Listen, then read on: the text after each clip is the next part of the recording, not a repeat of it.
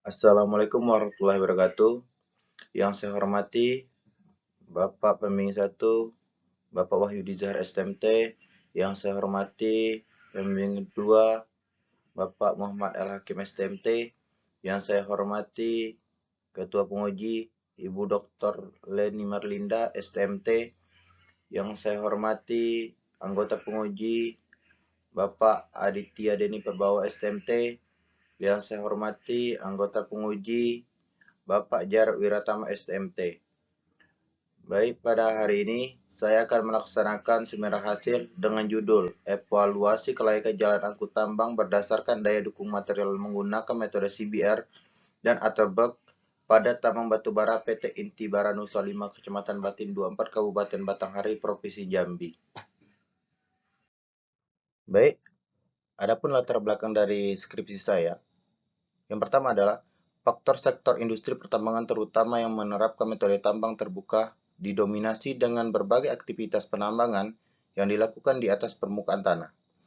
Jalan tambang digunakan sebagai aktivitas mobilisasi alat-alat mekanis yang mengangkut manusia maupun material hasil produksi sehingga jalan menjadi salah satu faktor penting dalam siklus kegiatan operasi produksi.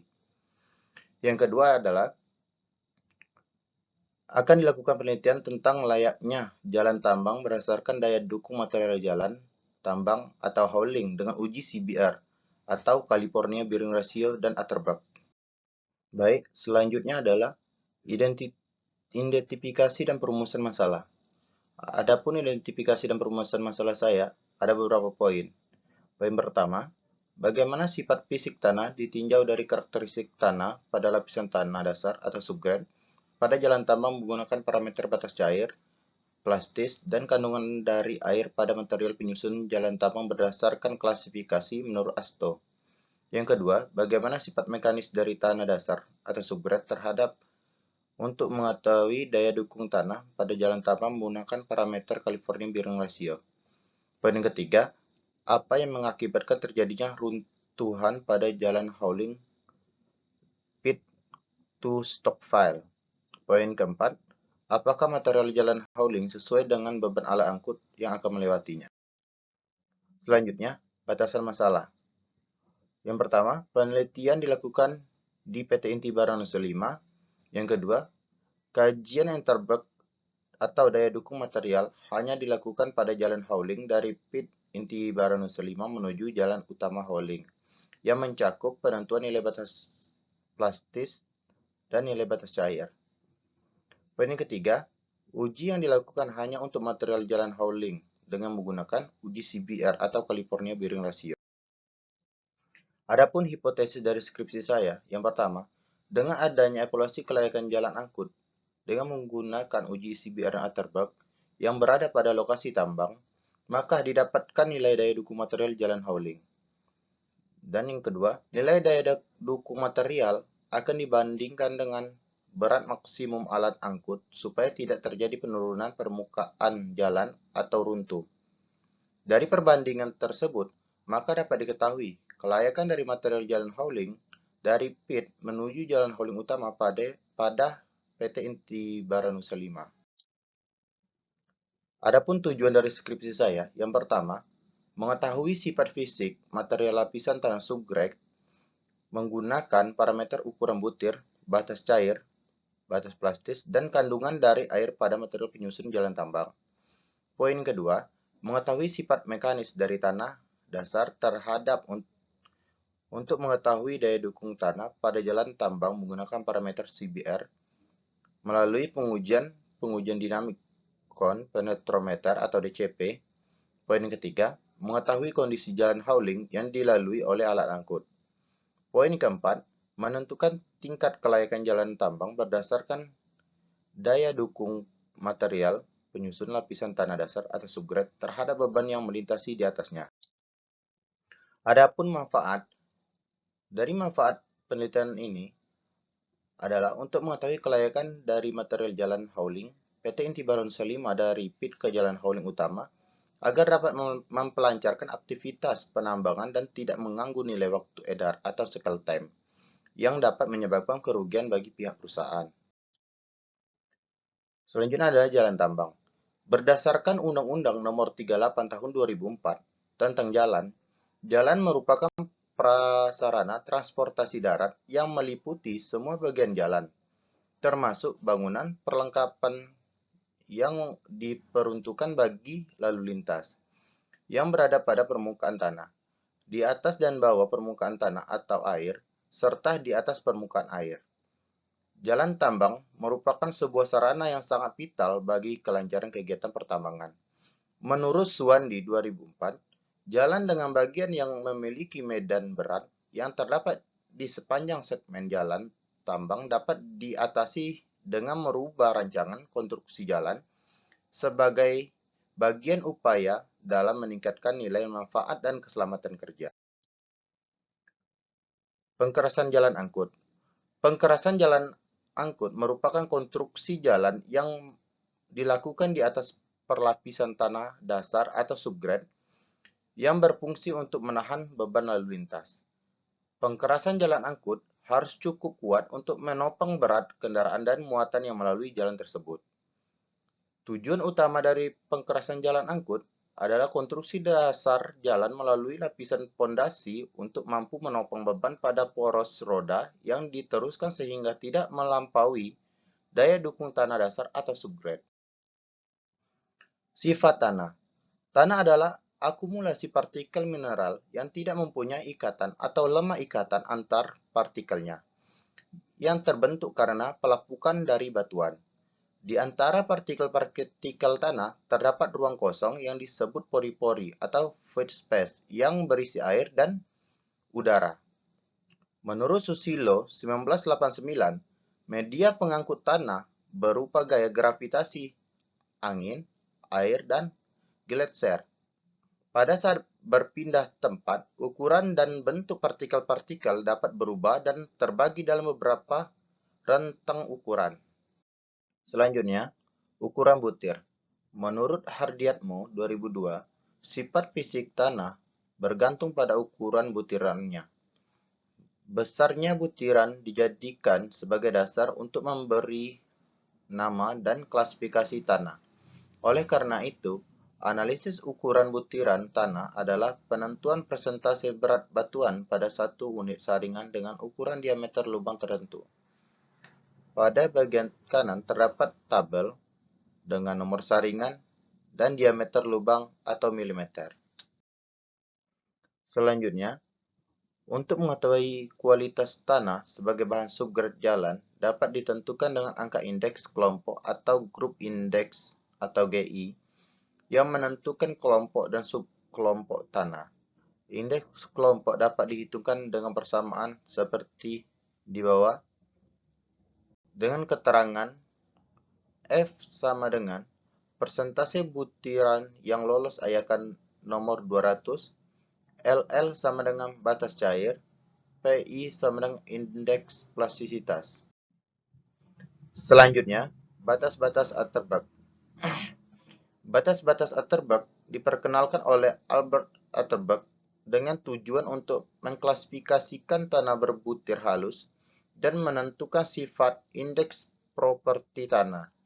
Atterberg 1991 menggambarkan batas-batas konsistensi tanah berbutir halus dengan mempertimbangkan kandungan air pada tanah. Batas-batas tersebut adalah batas cair atau liquid limit, batas plastis atau plastis limit, dan batas susut Schuiker limit. Batas Atterberg memperlihatkan terjadinya bentuk tanah dari benda padat hingga menjadi cairan kental, sesuai dengan kadar airnya. Dari tes batas Atterberg akan didapatkan parameter batas cair, batas plastis, batas lengket, dan batas kohesi yang merupakan keadaan konsistensi tanah. Selanjutnya, daya dukung tanah dasar. Gaya dukung tanah merupakan parameter vital dalam perencanaan tebal lapisan perencanaan. Proses pengukuran gaya dukung tanah dapat dilakukan dengan beberapa pendekatan. Yang pertama, California Bearing Ratio, dan yang kedua adalah parameter sifat elastis. Selanjutnya, California Bearing Ratio atau CBR. CBR merupakan pengujian gaya dukung tanah yang awalnya diciptakan oleh O.J.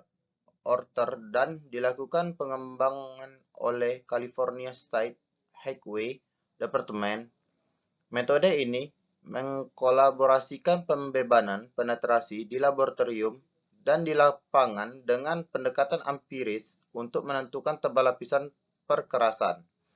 Nilai CBR dihasilkan dari pengujian CBR di lapangan untuk mengetahui nilai kemampuan tanah dapat dikorelasikan seperti pada gambar di samping. Selanjutnya, alat DCP atau Dynamic Cone Penetrometer California Bearing Ratio atau CBR. Peralatan yang digunakan untuk mengukur gaya dukung tanah yang berada di tempat. Gaya dukung tanah dihasilkan dari pengujian tes DCP yang dilakukan dengan menghitung kedalaman ujung konus yang berpenetrasi ke dalam tanah dasar setelah mendapat tumbukan dari palu alat tersebut. Hubungan antara kumulatif tumbukan dan penetrasi ujung konus ke dalam tanah akan menginterpretasikan kekuatan tanah dasar pada setiap kedalaman. Selanjutnya adalah parameter elastis. Yang pertama, batas cair atau liquid limit atau LL. Batas cair atau LL adalah keadaan di mana kadar air tanah pada kondisi tanah mulai berubah dari keadaan plastis menjadi cair atau sebaliknya, yaitu batas antara keadaan cair dan keadaan plastis atau juga batas atas dari daerah plastis. Pengujian menggunakan alat Cassegrain digambarkan dalam grafik semi logaritma untuk menentukan kadar air pada 35-20 kali pukulan. Adapun rumus yaitu IF sama dengan W1 dikurang W2 per logaritma N2 per N1.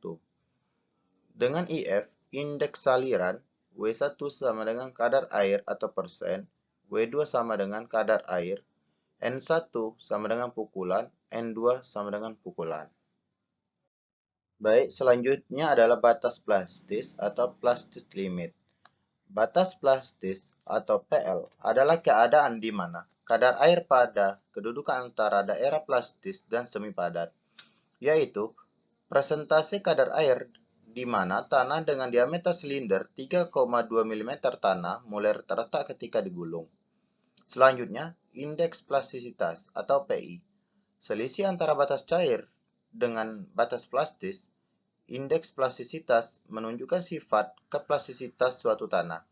Hal ini disebabkan oleh PI yang merupakan interval kadar air di mana tanah masih bersifat plastis. Nilai PI dapat dicari dengan rumus PI sama dengan LL dikurang PL. Dengan keterangan PI sama dengan indeks plastisitas, LL sama dengan batas cair, PL sama dengan batas plastisitas atau plastis. Adapun dari tabel di samping, PI dengan nilai 0 sifat non-plastis, macam tanah pasir dengan kohesi non-kohesif. PI kurang dari 7 dengan sifat plastisitas rendah, macam tanah lanau, kohesif sebagian. PI dengan nilai 7 sampai 17 dengan sifat plastisitas sedang, dengan macam tanah lempung berlanau, dengan kohesif. PI dengan nilai besar dari 17, sifat plastisitas tinggi, macam tanah lempung, dengan kohesi.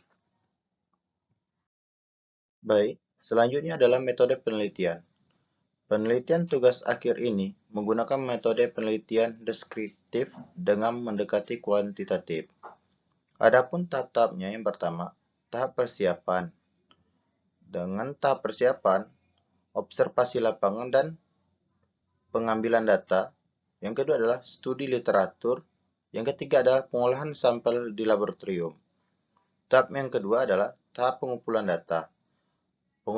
Tahap pengumpulan data terbagi dua, yaitu data primer mencakup ukuran butir material, nilai Atterberg, nilai daya dukung material jalan, dan nilai CBR. Adapun data sekunder, yang pertama, peta kesampaian daerah, yang kedua, peta topografi, yang ketiga adalah peta jalan tambang, yang keempat adalah spesifikasi alat dump truck yang digunakan. Selanjutnya adalah tempat dan waktu. Kegiatan penelitian tugas akhir dilaksanakan di PT Intibara Nusa Lima yang secara administratif berlokasi di Desa Simpang Kormeo, Kecamatan Batindua 4, Kabupaten Batanghari, Provinsi Jambi. Penelitian tugas akhir ini akan dilakukan selama kurang lebih 1 bulan. Adapun bahan dan peralatan, pertama adalah meteran, yang kedua kalkulator, yang ketiga adalah kamera, yang keempat laptop dan software, yang kelima adalah ATK dan APD, dan yang keenam adalah dynamic cone penetrometer atau DCP. Selanjutnya adalah pengolahan data. Data yang telah diperoleh kemudian dikelompokkan sesuai dengan kegunaannya. Untuk lebih memudahkan dalam penganalisaan, yang selanjutnya disajikan dalam bentuk tabel, grafik, atau perhitungan penyelesaian. Baik, selanjutnya adalah hasil dari penelitian saya. Baik, adapun dari hasil saya, panjang keseluruhan jalan dan panjang per segmen jalan penelitian. Pada penelitian saya, ada 10 segmen. Segmen pertama dengan panjang 186 meter dan kondisi jalan lurus. Segmen kedua dengan panjang segmen 97 meter dengan kondisi jalan tanjakan. Segmen ketiga dengan panjang segmen 43 meter, kondisi jalan tikungan. Segmen keempat dengan panjang segmen 74 meter dan kondisi jalan turunan. Segmen kelima dengan panjang segmen 87 meter dan kondisi jalan tikungan. Segmen keenam dengan panjang segmen 112 meter dengan kondisi jalan tanjakan. Segmen ketujuh dengan panjang segmen 87 meter dengan kondisi jalan tikungan. Segmen ke-8 dengan panjang segmen 95 meter dengan kondisi jalan tikungan. Segmen 9 dengan panjang segmen 62 meter dengan kondisi jalan tikungan. Segmen 10 dengan panjang segmen 75 meter dan kondisi jalan tanjakan. Selanjutnya adalah hasil uji DCP pada titik 1 atau segmen 1. Hasil uji DCP pada titik 1 menunjukkan terdapat beberapa variasi pada nilai CBR terhadap kedalaman penetrasian alat. Dari gambar di samping terdapat nilai CBR paling tinggi sebesar 4% pada kedalaman 620 mm.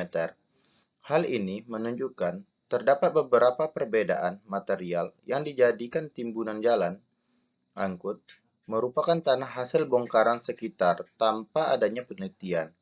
Nilai CBR rata-rata pada titik 1 sebesar 2,1% dengan nilai DCP indeks sebesar 73,1. Selanjutnya adalah hasil DCP pada titik 2 atau segmen 2. Hasil uji DCP pada titik 2 menunjukkan terdapat beberapa variasi pada nilai CBR terhadap kedalaman penetrasian alat. Dalam gambar di samping, terdapat nilai CBR paling tinggi sebesar 5% pada kedalaman 945 mm. Hal ini menunjukkan terdapat beberapa perbedaan material yang dijadikan timbunan jalan angkut merupakan tanah hasil bongkaran sekitar tanpa adanya penelitian. Nilai CBR rata-rata pada titik 2 sebesar 3,4% dengan nilai DCP indeks sebesar 54,7. Selanjutnya adalah hasil uji DCP pada titik 3 atau segmen 3. Hasil uji DCP pada titik 3 menunjukkan terdapat beberapa variasi pada nilai CBR terhadap kedalaman penetrasian alat. Dari gambar di samping, terdapat nilai CBR paling tinggi sebesar 5% pada kedalaman 215, 253, 290, dan 325 mm. Hal ini menunjukkan terdapat beberapa perbedaan material yang dijadikan timbunan jalan angkut merupakan tanah hasil bongkaran sekitar tanpa adanya penelitian. Nilai CBR rata-rata pada titik 3 sebesar 15% dengan nilai DCP indeks sebesar 14,4. Selanjutnya adalah hasil uji DCP pada titik 4 atau segmen 4. Hasil uji DCP pada titik 4 menunjukkan terdapat beberapa variasi pada nilai CBR terhadap kedalaman penetrasian alat. Dari gambar di samping terdapat nilai CBR paling tinggi sebesar 2,7% pada kedalaman 405 mm. Hal ini menunjukkan terdapat beberapa perbedaan material yang dijadikan timbunan jalan angkut merupakan tanah hasil bongkaran sekitar tanpa adanya penelitian. Nilai CBR rata-rata pada titik 4 sebesar 3,4% dengan nilai DCP indeks sebesar 53,3. Selanjutnya adalah hasil uji DCP pada titik 5 atau segmen 5. Hasil uji DCP pada titik 5 menunjukkan terdapat beberapa variasi pada nilai CBR terhadap kedalaman penetrasian alat. Dari gambar di samping, terdapat nilai CBR paling tinggi sebesar 8% pada kedalaman 970 mm. Hal ini menunjukkan terdapat beberapa perbedaan material yang dijadikan timbunan jalan angkut merupakan tanah hasil bongkaran sekitar tanpa adanya penelitian. Nilai CBR rata-rata pada titik 5 sebesar 6%, dengan nilai DCP indeks sebesar 32,3. Selanjutnya adalah hasil uji DCP pada titik 6 atau segmen 6.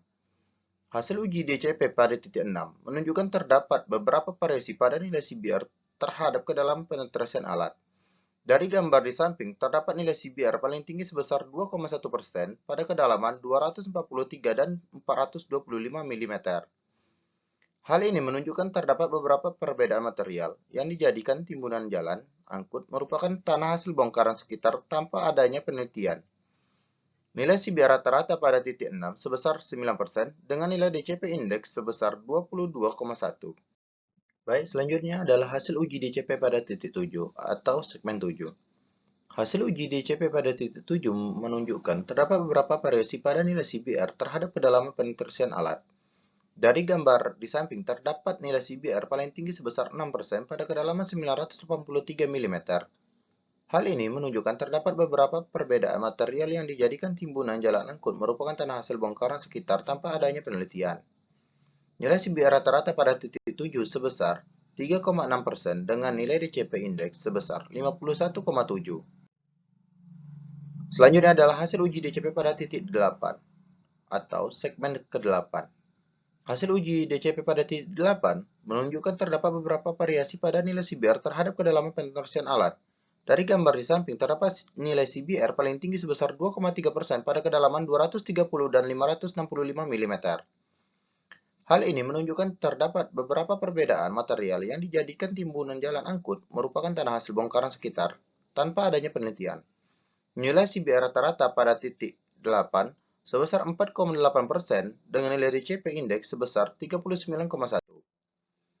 Selanjutnya adalah hasil uji DCP pada titik 9 atau segmen 9. Hasil uji DCP pada titik 9 menunjukkan terdapat beberapa variasi pada nilai CBR terhadap kedalaman penetrasian alat.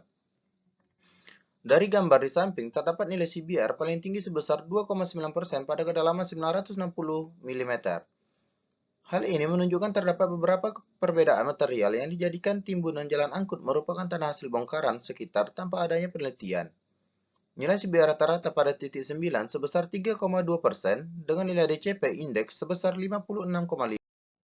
Baik, selanjutnya adalah hasil uji DCP pada titik 10 atau segmen 10.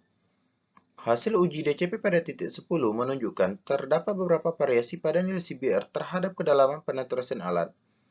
Dari gambar di samping, terdapat nilai CBR paling tinggi sebesar 3,4% pada kedalaman 998 mm. Hal ini menunjukkan terdapat beberapa perbedaan material yang dijadikan timbunan jalan angkut merupakan tanah hasil bongkaran sekitar tanpa adanya penelitian. Nilai CBR rata-rata pada titik 10 sebesar 3,7% dengan nilai DCP indeks sebesar 44,9. Baik, selanjutnya adalah hasil analisis uji laboratorium pada segmen 1 atau titik 1.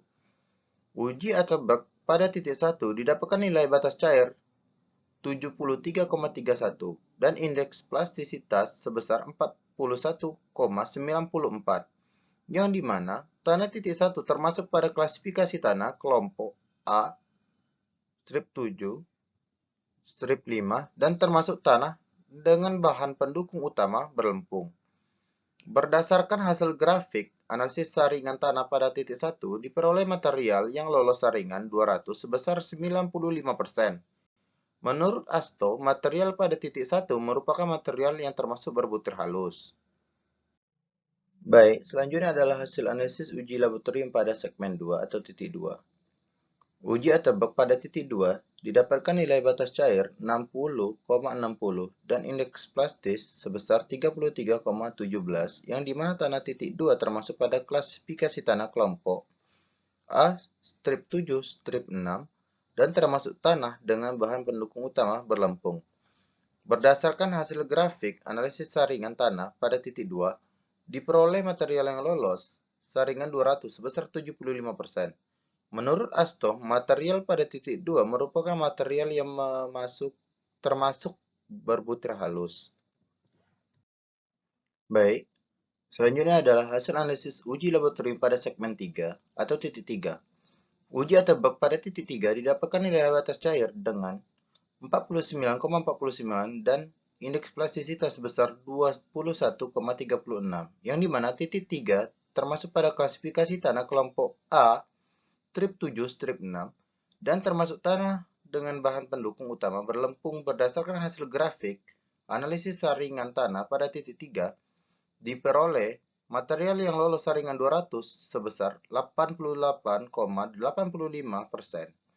Menurut Asto, material pada titik 3 merupakan material yang termasuk berbutir halus.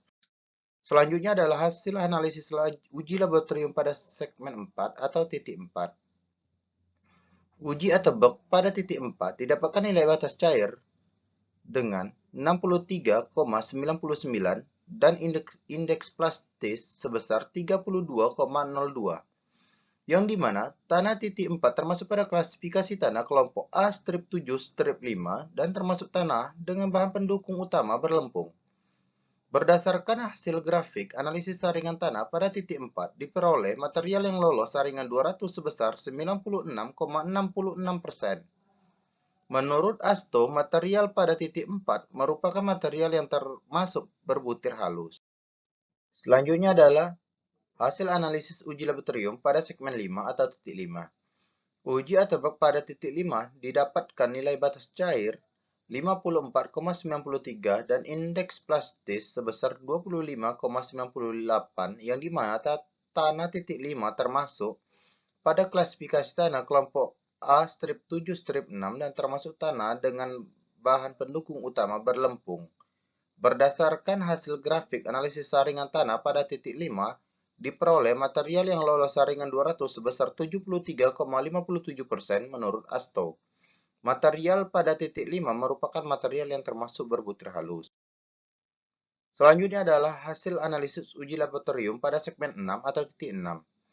Uji atebak pada titik ke-6 didapatkan nilai batas cair 47,53 dan indeks plastis sebesar 18,61 yang dimana tanah titik ke-6 termasuk pada klasifikasi tanah kelompok A strip 7 strip 6 dan termasuk tanah dengan bahan pendukung utama berlempung. Berdasarkan hasil grafik analisis saringan tanah pada titik ke-6 diperoleh material yang lolos saringan 200 sebesar 80,23%. Menurut Asto, material pada titik ke-6 merupakan material yang termasuk berbutir halus. Selanjutnya adalah hasil analisis uji laboratorium pada segmen 7 atau titik 7. Uji atebak pada titik ke-7 didapatkan nilai batas cair 56,52 dan indeks plastis sebesar 27,49 yang dimana tanah titik ke-7 termasuk pada klasifikasi tanah kelompok A strip 7 strip 6 dan termasuk tanah dengan bahan pendukung utama berlempung. Berdasarkan hasil grafik analisis saringan tanah pada titik ke-7, diperoleh material yang lolos saringan 200 sebesar 97,28%. Menurut Asto, material pada titik 7 merupakan material yang termasuk berbutir halus. Selanjutnya adalah hasil analisis uji laboratorium pada segmen ke-8 atau titik ke-8. Uji atebak pada titik ke-8 didapatkan nilai batas cair 50,61 dan indeks plastis sebesar 23,51, yang dimana Tanah titik ke-8 termasuk pada klasifikasi tanah kelompok A strip 7 strip 6 dan termasuk tanah dan bahan pendukung utama berlempung. Berdasarkan hasil grafik analisis saringan tanah pada titik ke-8, diperoleh material yang lolos saringan 200 sebesar 83,19%. Menurut Asto, material pada titik ke-8 merupakan material yang termasuk berbutir halus. Baik, selanjutnya adalah hasil analisis uji laboratorium pada segmen 9 atau titik ke-9.